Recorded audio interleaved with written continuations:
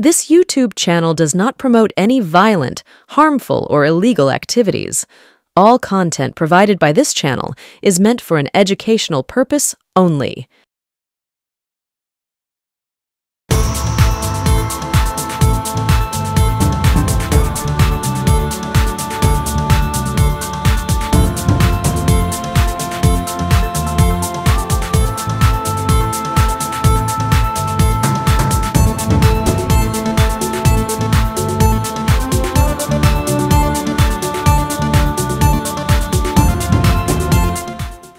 নমস্কার, শুভ সন্ধ্যা। আমি আপনাদের প্রবীর বিশ্বাস। দেখতে শুরু করেছেন বিশ্বজোড়া বাঙালির আওয়াজ এনকে ডিজিটালের সান্ধ্য অনুষ্ঠান এক্স ফ্যাক্টর।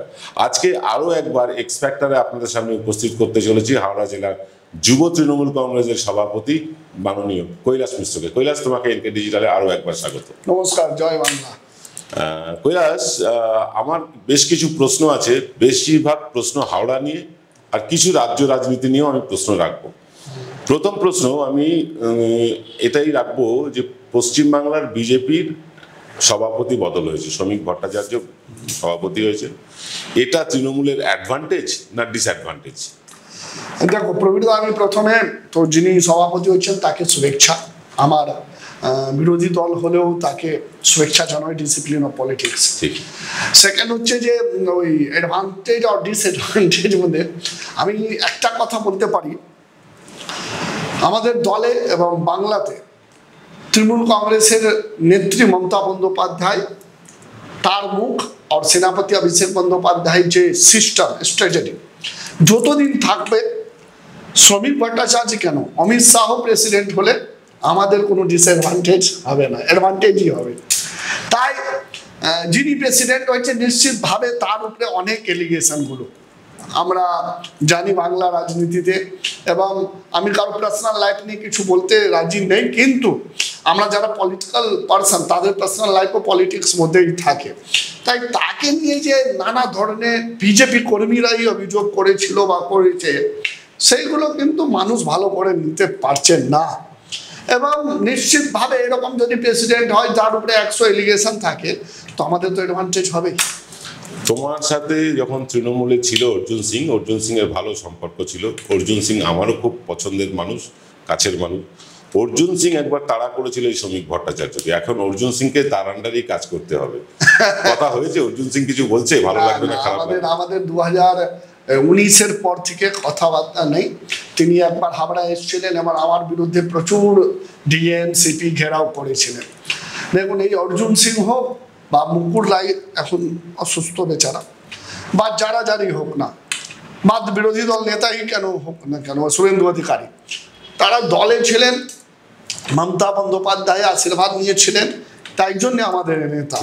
যেদিন দল থেকে বেরিয়ে গেছেন তারপরে রাজনৈতিকভাবে শত্রু তিনি আমাদের, এবং তাদেরকে বারবার আমরা প্রমাণিত করেছি। আপনার মনে হবে 2024 সালে লোকসভায় নির্বাচনে আগে বিরোধী দল নেতা হাওড়া আসলেই উনার আমার মনে নামটা আমার মুখে নিয়ে ঘুরছিলেন। উনি ছোট ভাইপো অনেক বলতেন। আর শুধু হাওড়াতে নেই, গড়বেতাতেও আমার নাম নিচ্ছেন, কলকাতাতেও আমার নাম নিচ্ছেন ছোট ভাইপো। তো ছোট ভাইপো বললে আমার খুব আনন্দ হতো, সত্যি বলি। এবং আমাকে যখন মিডিয়ারা জিজ্ঞেস করেছিল যে আপনি তার উত্তর কি দেবেন, আমি বললাম যে উনাকে উত্তর দেব না, উত্তরটা হবে যেদিন রিজাল্ট বেরোবে 2রা জুন, সেদিন হাবড়া 8টা বিধানসভা, এই যে কথাগুলো উনি বলে যাচ্ছেন, চমকানি ধমকানি করছেন, তার রিপ্লাই দিয়ে দেব। এবং ঠিক 2 তারিখে রিপ্লাই পেয়ে গেছিলেন। তাই এইগুলো আমরা মনে করি না। হ্যাঁ, নিশ্চিতভাবে যারা আমাদের দল থেকে গেছেন, এখন তো শুভেন্দু অধিকারীকে শ্রমিক ভট্টাচার্যের মধ্যে এই কাজ করতে, তার আন্দোলনে কাজ করতে হবে। অর্জুন সিং তো অনেক নিচে, ও তো অনেক নিচে। শ্রমিক ভট্টাচার্য আজকে সভাপতি হয়ে গেছে, তাই উনি বুঝবেন কিভাবে কাজ করবেন উনি। তুমি খিল্লি করছো বটে, কিন্তু তোমার দলেও তো অনেক গন্ডগোল। দেখো, তোমার দলেরই একজন নেতা কসবা ল কলেজে একটা রেপ কেসে ধরা পড়লো, যদিও তোমার দল সেটাকে কন্ডেম করেছে, অ্যারেস্ট হয়েছে, কিন্তু এটা হওয়ার আগে এই যারা এই ধরনের কাজ করে তাদেরকে দল থেকে তোমরা ছেটে বার করো না, কারণ এর সম্বন্ধে আগেও অনেক অভিযোগ ছিল। আমি প্রকৃতা বলি, আমি ওই যেখানকার উনি নেতা ছিলেন, তিনি এই বাজে কাজ করেছেন, তার বিরুদ্ধে দল অ্যাকশন নিয়েছে, প্রশাসনিকভাবে মুখ্যমন্ত্রী থেকে শুরু করে সবাই, অভিষেক বন্দ্যোপাধ্যায় থেকে শুরু করে সবাই, মানে ফ্রম টপ টু বটম অবধি সব বলেছে যে যেই কাজ করেছে তার ফাঁসি হোক, তাকে সাজা দেওয়া হোক, দলের সঙ্গে কোনোভাবে জড়িত নেই, এবং এরকম লোককে দল কোনোদিনই প্রোৎসাহিত করবে না। তাহলে এখন দেখো এই দলটা বড়, অনেক বড় দল, দলের মধ্যে কে কোথায় কি করছে এটা মানে ভেরিফিকেশন করা উচিত, কিন্তু এত বড় দল জনসমুদ্র মতন কতটা রাখতে পারবে সেটা আমিও জানি না। বাট যে লোকটা করেছে এরকম ঘটনা বা এরকম কাজকে আমরা নিন্দা ধিক্কার জানাই এবং তার ফাঁসি সাজা চাই। আমাদের একটাই দাবি, এবং আমাদের দাবি এটা মুখে নেই। তুমি জানো দাদা যে যখন এই আরজিকর হয়েছিল তারপরে আমাদের নেতা অভিষেক বন্দ্যোপাধ্যায় অন স্টেজও বলেছিলেন, মুখ্যমন্ত্রী বিধানসভাতে, আমাদের দল বিধানসভাতে অপরাজিতা বিল নিয়ে এসছে, সে বিল যদি পাস হয়ে যায় তখন এরকম যারা করবে তাদের মনে ভয় হবে। বাট সে বিলটা কে আটকে রেখেছে, কোথায় আটকে আছে, কারা সাইন করছেন না, কেন করছেন না, মিনিংটা একদম ক্লিয়ার। আমাদের গভর্নমেন্ট, আমাদের দল এরকম জিনিসকে সাপোর্ট করে না, আগামী দিনও করবে না। বাট যাদের হাতে এই বিলটা যদি উনি ছেড়ে দেন তো মেবি এরকম ঘটনা 100% শেষ বলবো, এটা তো একটা কি বলবো সামাজিকের ব্যাধি। হ্যাঁ ব্যাধি, তো এটা তো আমরা বলবো না 100% বন্ধ হয়ে যাবে, বাট অনেক কমে যাবে, এটা বলতে পারি। তুমি ভেরিফিকেশনের কথা বলছিলে যে সবার ভেরিফিকেশন করা সম্ভব না। 21শে জুলাইয়ের মঞ্চে তোমরা ভেরিফিকেশন না করেই বেশ কিছু লোককে তুলে দিয়েছো, রাজন্যার মতন মেয়েকে তুলে দিয়েছো, সে এখন দলের বিরুদ্ধেই কথা বলছে। কি বললো ওর খুব বড় ফ্যাক্টর নেই। দেখো একটা মেয়ে ওইখানে গানের জন্য মেবি তোলা হয়েছিল, গান গেয়েছিল, একটা ব্যান্ড ছিল, স্লোগান দিয়েছিল, সে কলেজের ছাত্রী মঞ্চে তুলে স্লোগান দিচ্ছে, তার মানে ও দলের বিরুদ্ধে, দলের নিজের স্বার্থ পুরো হয়নি তাই জন্য দলের বিরুদ্ধে বলছে, নিজের স্বার্থ পুরো হয়নি তাই দলের বিরুদ্ধে বলছে। এবং ও কি বললো তাতে বাংলার মানুষ চোখ দেয় না, ঠিক অত বড় ফ্যাক্টর নেই, ঠিক আছে।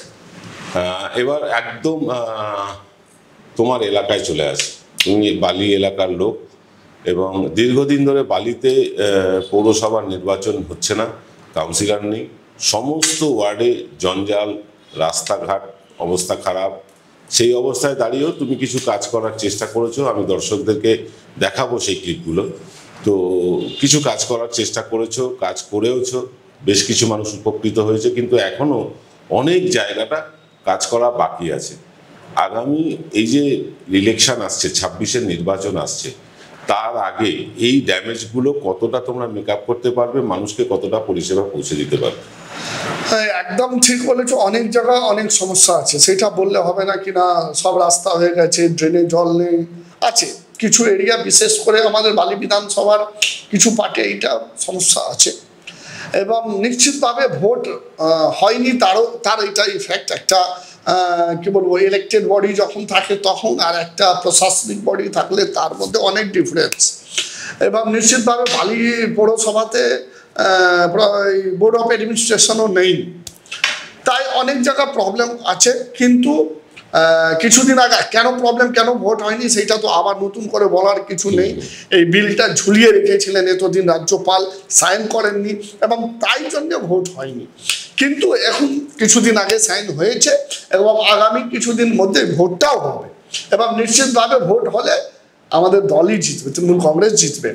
হ্যাঁ কাজ নিয়ে যেটা বলেছো, কিছু জায়গা প্রবলেম আছে, আমরা চেষ্টা চালিয়ে যাচ্ছি এবং আমরা ওপেন লাইভের ফেসবুকে, সোশ্যাল মিডিয়াতে সবাইকে বলেছি, বালির মানুষকে, যে কোথাও যদি কোনো সমস্যা থাকে আমাদের মোবাইল নাম্বার দেওয়া আছে, যার প্রাক্তন যে কোনো কাউন্সিলরকে, দলে যে কোনো নেতাকে, বা আমার নিজের মোবাইল নাম্বার সবার কাছে আছে। আমি ফেসবুকে আবারও বলতে চাই 9903322228, আপনারা যেখানে যদি ভাবুন ড্রেনে জল আছে, রাস্তা ভাঙা আছে বা আলো বন্ধ আছে, এইগুলো যে মেন ফ্যাক্টর, সেগুলো আপনারা আমাকেও জানাতে পারেন, আবার বালি মিউনিসিপ্যালিটি যারা দায়িত্বপ্রাপ্ত আধিকারিকরা আছে তাদেরকেও জানাতে পারেন, কাজ হবে। কেন মমতা বন্দ্যোপাধ্যায় একদম নির্দেশে, কেন তুমিও দাদা জানো, নিশ্চিতভাবে দর্শকদেরকেও দেখাবে যে আমাদের লিলুয়াতে একটা রথ যাত্রা বেরোবে, বালিতে লিলুয়া 8টা বিধানসভা নিয়ে যে পাঠ, এবং ওইখানে রাস্তা ভাঙা, জল রাস্তাতে ছিল, রথ কিভাবে বেরোবে মানে মানুষরা বুঝতে পারছিলেন না। ওই কমিটিটা আমার সঙ্গে যোগাযোগ করে, এবং আমি তারপরে যখন ভিজিট করার পর বালি মিউনিসিপ্যালিটি যিনি দায়িত্বপ্রাপ্ত তাকে, ডিএম ম্যাডামকে, কমিশনার অফ পুলিশকে, এবং ঠিক নিশ্চিত ওয়েতে আমাদের চিফ মিনিস্টার ম্যাডামকে মানে মমতা বন্দ্যোপাধ্যায় অফিসে, অভিষেক বন্দ্যোপাধ্যায় অফিসে জানিয়েছিলাম, এবং উইদিন 10 দিন মধ্যে সেই রাস্তা পুরো পরিষ্কার হলো, ড্রেনের জলটা যেখানে ব্লকেজ সেখানে নামিয়ে দেওয়া হলো, রাস্তা রিপেয়ারিং হলো, টাইমটা অল্প এবং এখন বৃষ্টি টাইম, আর রথের দিন 1 ফোঁটাও জল রাস্তাতে ছিল না। তো আমরা চেষ্টা করছি, এবং আমার লাগছে যেই পার্টগুলোতে ড্যামেজ বা রাস্তা ভাঙা বা জল জমে আছে, আমার লাগছে 6 মাস মধ্যেই, কেন কি আমাদের কাছে ইনফরমেশন মুখ্যমন্ত্রী অলরেডি ইনস্ট্রাকশন দিয়ে দিয়েছেন KMDA কে, PWD কে, বালি মিউনিসিপ্যালিটিকে, 6 মাস মধ্যে এই সমস্ত রাস্তা ঘাট তৈরি হয়ে যাবে। এটা আমাদের যেটা সূচনা আছে, যেটা আমাদের কাছে ইনফরমেশন, সেটা বললাম। বালির মানুষের কাছে আসার খবর শোনালেন কৈলাস মিশ্র, যে 6 মাসের মধ্যে বালির সমস্ত রাস্তাঘাট ড্রেনেজ সমস্যাটা মিটে যাবে। আমরা অপেক্ষা করব, 6 মাস পরে আবার কৈলাস মিশ্রকে আমরা আমাদের চ্যানেলে রাখবো, আমরা আবার ইন্টারভিউ করব। তবে আমরা সমীক্ষা চালাই, প্রত্যেক বছর আমরা সমীক্ষা করি, নির্বাচন এলেই করি, এবারও সমীক্ষা করছি। এই সমীক্ষা করতে গিয়ে আমরা হাওড়ার 2টো কেন্দ্রে তৃণমূলকে খুব খারাপ অবস্থায় দেখতে পাচ্ছি। একটা হচ্ছে বালি, আর একটা হচ্ছে শিবপুর। এই যে বালি এবং শিবপুর, এই 2টো জায়গা ভীষণভাবে ড্যামেজ হয়েছে। 16টায় 16টা জেতা আসন, এবার কি 16-14 হবে? আমি আপনাদের স্টুডিওতে রেকর্ডিং আপনারা করছেন, এই রেকর্ডিংটা 2026 সালে যখন রেজাল্ট বেরোবে আশা করব আপনি আবার প্রকাশিত করবেন, কেন আপনার কি বলবো, ইলেকশনের পর, নির্বাচনে আগে বা পরে আপনাদের সমীক্ষা অনেকটা মিলে যায়। এখনো আমার হিসাবে আপনি প্রায় 6 মাস বা 1 বছর আগের সমীক্ষা, এটা আবার 1-2 রাউন্ড হবে আপনাদের। এবং কথা দিয়ে যাচ্ছি, হাবড়া সদর গ্রামীণ মিলে 16টা বিধানসভা, 16টাই তৃণমূল কংগ্রেস জিতবে। এবং এই বালি নিয়ে বা শিবপুর নিয়ে যেটা আপনি বলছেন, এই 2টো বিধানসভা ভালো মার্জিন আমরা জিতবো। এবং মানে অনেক জায়গা আপনার মনে হবে 2021 সাল 16 সাল তখন বালি উত্তর হাবড়া নিয়ে কথা হতো, সমস্ত মিডিয়া সমস্ত চ্যানেল দেখিয়ে দিত বালি হেরে যাচ্ছে, উত্তর হাবড়া হেরে যাচ্ছে, কিন্তু আমরা তখনও দলকে বলেছিলাম, জিতকে দেখিয়েছিলাম। এখনো বলছি বালি ভালো মার্জিনে আমরা জিতবো, শিবপুর ভালো মার্জিনে আমরা জিতবো। আমি কারোর নাম বলছি না, তবে 2-3 জন বিধায়ককে নিয়ে মানুষের বেশ মানে আপত্তিজনক কথাবার্তা আমরা শুনতে পাচ্ছি। 2-3 জন বিধায়কের বিরুদ্ধে মানুষ প্রকাশ্যে আমাদের ক্যামেরার সামনে মুখ খুলেছে। তো তুমি কি মনে করো যে এরা যদি আবার বিধায়ক পদেই থেকে যায় বা টিকিট পেয়ে যায়, তাহলে সেই এলাকাগুলো ড্যামেজ হতে পারে তৃণমূল কংগ্রেসের পক্ষে? দেখুন, টিকিট কে পাবে না সেইটা তো দলের যারা সুপ্রিমো আছে, মমতা বন্দ্যোপাধ্যায়, অভিষেক বন্দ্যোপাধ্যায়, এরা ঠিক করবেন। দল আমাদের কিন্তু ওই এখন খুব আলাদা স্টাইলে চলছে। অলরেডি আপনাদের কাছেও খবর হবে, অলরেডি যে সংস্থা আইপ্যাক খুব ভালোভাবে কাজ করেছিল 19 থেকে 21 অব্দি, তারপরে 24, এখনো খুব রাস্তায় নেমে তারা কাজ ভেরিফিকেশন রিপোর্টটা জমা দেয়, মানে সমীক্ষা, এবং সেই রিপোর্টটা অলরেডি চালু হয়ে গেছে। সেই সংস্থা যারা লোকগুলো আছেন তারা রাস্তায় আছে, সমস্ত বিধানসভায় তারা ঘুরছেন, এবং নিশ্চিতভাবে মানুষ যেটা বলবে, মানুষ যাকে চাইবে, মানুষ যে রিপোর্ট দেবে, সে ভিত্তিতে ক্যান্ডিডেট ঠিক হবে। তাই যে ভালো কাজ করবেন সে আবার রিপিট হবে, আর যার বিরুদ্ধে মানুষের ক্ষোভ থাকবে বা যারা কাজ করবেন না বা করেছেন না, তাকে মেবি দল চেঞ্জ করবে, এবং দল কিন্তু রিপোর্ট ভিত্তিক কাজ করবে। তুমি আইপ্যাকের কথা বলছো, সারা রাজ্যে তারা ঘুরছে। আমি আরো 2টো সংস্থার কথা জানি যারা তৃণমূলের হয়ে কাজ করছে, তারাও সারা রাজ্যে ঘুরছে, তারা খুব সাইলেন্টলি ঘুরছে। তুমি নিশ্চয়ই নামগুলো জানো, আমি বলছি না প্রকাশ্যে, যেহেতু এটা তোমাদের দলের আভ্যন্তরীণ ব্যাপার, আমি বলছি না। আমরাও কিন্তু রাস্তায় আছি, আমরাও রাস্তায় ঘুরে ঘুরে বিভিন্ন জনমত সংগ্রহ করছি। সংগ্রহ করতে গিয়ে এরকম বিভিন্ন সংস্থার লোকেদের সাথে আমাদেরও দেখা হচ্ছে, তারাও মত আদান প্রদান করছে। বহু ক্ষেত্রে দেখা যাচ্ছে যে দুটো সংস্থা বা তিনটে সংস্থা একই বিধানসভা নিয়ে তিন রকম মতবাদ দিচ্ছে। এইখানটায় আমাদের মতন সংস্থা, যারা আমরা ছোট সংস্থা, আমরা কাজ করতে গিয়ে অসুবিধায় পড়ে যাচ্ছি। তো তিন রকম মত যদি হয়, সেখানে কাকে বিধায়কের টিকিট দেওয়া হবে? না দেখুন, এই নিয়ে আপনাদের মানে টেনশন করার কিছু নেই, সেটা তো ঠিক করবেন মমতা বন্দ্যোপাধ্যায়, অভিষেক বন্দ্যোপাধ্যায়। তিনটের মধ্যে কার কথা শুনবেন বা কি করবেন? আমার হিসাবে যে সংস্থা যেভাবে, আপনি যেভাবে সমীক্ষা করবেন সেই রিপোর্টটাই তো প্লেস করবেন। অন্য সংস্থা কি বলছে সেটা দিয়ে তো আমার মনে আপনার তো জানা বা আপনার ইন্টারফেয়ার করা উচিত নেই একদম। এই যে তিনটে সংস্থা হোক বা আপনারা যারাই যে রিপোর্ট তৈরি করবে, দল সেটা নেবে, তারপরে দল বিশ্লেষণ করে তারপরে ঠিক করবেন যে ক্যান্ডিডেট কি হচ্ছে। এবং সে প্রসেস অলরেডি চালু আছে, সে প্রসেস অলরেডি চলছে। নিশ্চিত থাকবেন দল টিকিট যাকে দেবে, দল যে ক্যান্ডিডেট ঠিক করবে ভেরিফিকেশন করেই করবে। এবং সমস্ত সিট হাবড়াতে যত সিট আছে, 8টা সদরে 8টা গ্রামীণে, গ্যারেন্টি দিয়ে বলতে পারি, চ্যালেঞ্জ লাগাতে পারি। আমি 2024 সালেও একজন বিজেপি নেতাকে বলেছিলাম যে আপনার দম থাকলে আপনি চ্যালেঞ্জ লাগিয়ে দিন যে আপনার ক্যান্ডিডেট যদি আমার ক্যান্ডিডেট থেকে 1 লাখ থেকে কম ভোটে হারেন, আমি বলেছিলাম আমি রাজনীতি ছেড়ে দেবো। আর আমরা যেটা বলেছিলাম সেটাই প্রমাণিত হলো। প্রায় 2 লাখ কাছাকাছি ভোট প্রসূন বন্দ্যোপাধ্যায় পেয়েছেন, জিতেছেন। তাই আজকেও আমরা চ্যালেঞ্জ করে যাচ্ছি যে আপনার চ্যানেলে তো বিজেপি, সিপিএম সব আছেন, তাদেরকে বলবেন যে হাবড়া নিয়ে বলবেন যে হাবড়া যুব সভাপতি চ্যালেঞ্জ করে গেছেন যে আপনাদের যদি দম থাকে, আপনারা মানুষ কাছে তো নেই। আমাদের নেতা অভিষেক বন্দ্যোপাধ্যায় বলেছেন বিজেপি এবার 50-এর ভিতরে থাকবে। আমিও আপনাকে চ্যালেঞ্জ করে যাচ্ছি, বিজেপি হাবড়াতে শূন্যই থাকবে। আমাদের সমীক্ষা বলছে বিজেপি 48 থেকে 52টা সিটের মধ্যে থাকবে, এটা আমাদের হিসেবে এখন পর্যন্ত বলছে। ওইটাই হিসাব থেকে যাবে, 50 তো কবে না, আপনি দেখে দিন যত যাবে তত তো বদলাবে পরিস্থিতি। হ্যাঁ, তো তাতে বিজেপি 2-4টে বাড়তেও পারে, না কম হবে, বাড়তে পারবে না, সেটাই হচ্ছে ব্যাপার, কম হবে। তবে এটা ঠিক যে তোমাদের দল এবার মানে গতবারের থেকে অনেক বেশি আসন নিয়ে আবার ক্ষমতায় আসছে, এটা সমীক্ষায় পরিষ্কার। একদম। আমার একটা শেষ প্রশ্ন আছে। আমি প্রশাসনিক পদে কৈলাস মিশ্রাকে দেখতে ভালোবাসবো, নাকি রাজনীতিবিদ, পলিটিক্সের মানে সংগঠনের কৈলাস মিশ্রাকে দেখতে চাইবো? কৈলাস মিশ্রা নিজে কি চাইবে?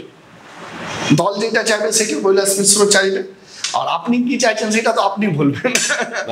আপনি না, আমরা কি হিসাবে, আমি কি চাইছি সেটা দল ঠিক করবে। না, আমরা দক্ষ সংগঠক হিসেবে কৈলাস মিশ্রাকে চিনি। দেখুন, দল এখনো প্রশাসনিক 2-1টা জায়গা দিয়ে রেখেছে। আমি একটা হসপিটালে রোগী কল্যাণ সমিতিতে আছি চেয়ারম্যান, এবং সেই হসপিটাল কি ছিল এখন কি আছে আমার বিধানসভার মধ্যেই আছে। এবং আপনাদের খুব পাশে, আপনি তো মানে আপনার চ্যানেল বা আপনি যেখানকার থাকেন বাড়ি কাছেই, একদম কাছে। তো ওইখানে ওই লাস্ট 2 বছর 3 বছর 4 বছরে কি হয়েছে, অনেক কিছু বাকি আছে আর হওয়ার, অনেক ডেভেলপমেন্টও বাকি আছে। বাট মমতা বন্দ্যোপাধ্যায় স্বাস্থ্যমন্ত্রী আছেন এবং উনি যেভাবে স্বাস্থ্যকে মানে ভালো করে কাজ করার সুযোগ করে দিচ্ছেন, তার মানে আমি একজন মানে ওই কি বলবো সুযোগ পেয়েছি করার। এবং আজকে মানে বলুন তো, বালির মানুষ বা ঘুষরির মানুষ বা পাশাপাশি যে 3টে বিধানসভা, উত্তর হাবড়া, বালি, ডোমজুর, এই 3টে বিধানসভার মানুষ একটা ডায়ালাইসিস করতে গেলে কোথায় যেত বলুন তো? আজকে তাকে নিজের বাড়ির পাশে 3 কিলোমিটার, 2 কিলোমিটার, 1 কিলোমিটার মধ্যে সেই হসপিটালে গিয়ে ফ্রিতে, মমতা বন্দ্যোপাধ্যায় আশীর্বাদে ফ্রিতে ডায়ালাইসিস ইউনিট আমরা চালু করেছি আমাদের গভর্নমেন্ট হসপিটালে, জাসপাল হসপিটালে। এটা ছিল না, 24/7 সার্ভিস চালু হয়। কিন্তু মানে একদম পলিটিশিয়ান, পাক্কা পলিটিশিয়ান হয়ে গেছো, কারণ তুমি লাইনটা বাইপাস করলে। আমি বলছি আমরা কি কখনো কৈলাস মিশ্রাকে বিধায়ক কৈলাস মিশ্রা দেখবো, নাকি সংগঠনের প্রধান কৈলাস মিশ্রা? দল যেটা ঠিক করবে, আমি আবার বলি, দল আমাকে কাউন্সিলর করেছিল, দল আমাকে রাজ্য যুবকে কাজ করার সুযোগ করেছে, দল আমাকে রাজ্য ছাত্র পরিষদ, তৃণমূল ছাত্র পরিষদে রাজ্য নেতৃত্ব হিসাবে সুযোগ করে দিয়েছে দল আমাকে। তারপর আমি আমার গর্ব যে আমি যুব যখন সভাপতি রাজ্যে ছিলেন অভিষেক বন্দ্যোপাধ্যায়, তখন আমি তার কমিটিতে ছিলাম। তারপরে সাইনি ঘোষ, এবং তখন থেকে টানা আছি। তারপরে লাস্ট 2022 সালে দায়িত্ব দেওয়া হয়েছে যুব জেলার, এবং তারপর পরপর 3 বার দায়িত্ব পেয়েছি, কিছুদিন আগে আবার পেলাম। তো দল যে দায়িত্ব দিয়েছে, মানুষের আশীর্বাদ নিয়ে, মমতা বন্দ্যোপাধ্যায়, অভিষেক বন্দ্যোপাধ্যায় আশীর্বাদ নিয়ে 100-এ 100 দিতে চেষ্টা করেছি। এখন দল যদি কোনো দায়িত্ব দেয় 100-এ 100 দেবো, গ্যারেন্টি দিয়ে বলে যাচ্ছে। একটা হাইপোথেটিক্যাল প্রশ্ন করছি, দুটোর মধ্যে একটা বেছে নিতে হলে কোনটা নেবে? দুটো মানে দলের পদ না বিধায়ক পদ? সেই দল ঠিক করবে, তো বললাম তো, দল যেটা ঠিক করবে। দল বলে তুমি দলে পদে থাকো, দলে পদে থাকো। দল যদি বলে তুমি বিধায়ক হয়ে যাও, তো বিধায়ক হয়ে যাবো। দল যদি বলে দুটোই থাকো, তো দুটোই থাকবো। দল বলবে না একটা ছাড়তে হবে, যেটা দল বলবে সেটা ছেড়ে দেবো। দল ঠিক করবে। আমি বলি আমাদের জন্য মমতা বন্দ্যোপাধ্যায়, অভিষেক বন্দ্যোপাধ্যায় ইনস্ট্রাকশন, তার মানে কি বলবো, নির্দেশ, শেষ নির্দেশ। আপনারা বুঝতেই পারছেন আজ এমন একজন পলিটিশিয়ানের সাথে কথা বলতে বসেছি যেখানে আমার মতন মানে বুড়ো সাংবাদিকও প্রায় হিমশিম খেয়ে যাচ্ছি। মানে যেটা বলাতে চাইছি সেটা বলাতে পারছি না। আমি, আপনারা জানেন এই চ্যানেলে বহু মানে প্রথিতযশা ব্যক্তিত্বের, রাজনীতিবিদদের ইন্টারভিউ আমরা দেখিয়েছি, কিন্তু হাওড়া জেলার যুব প্রেসিডেন্টের কাছে আজকে আমি হার স্বীকার করেছিলাম, আমি পারলাম না। যাকে পরে কোনোদিন নিশ্চয়ই আবার হাওড়া জেলার যুব প্রেসিডেন্টকে আমাদের স্টুডিওতে ডাকবো এবং সেখানে আমি বেশ প্রস্তুতি নিয়ে নামবো যাতে আমি এনাকে আমার তর্কে হারাতে পারি। আজ এই পর্যন্ত, সকলে ভালো থাকবেন, শুভরাত্রি, জয় বাংলা।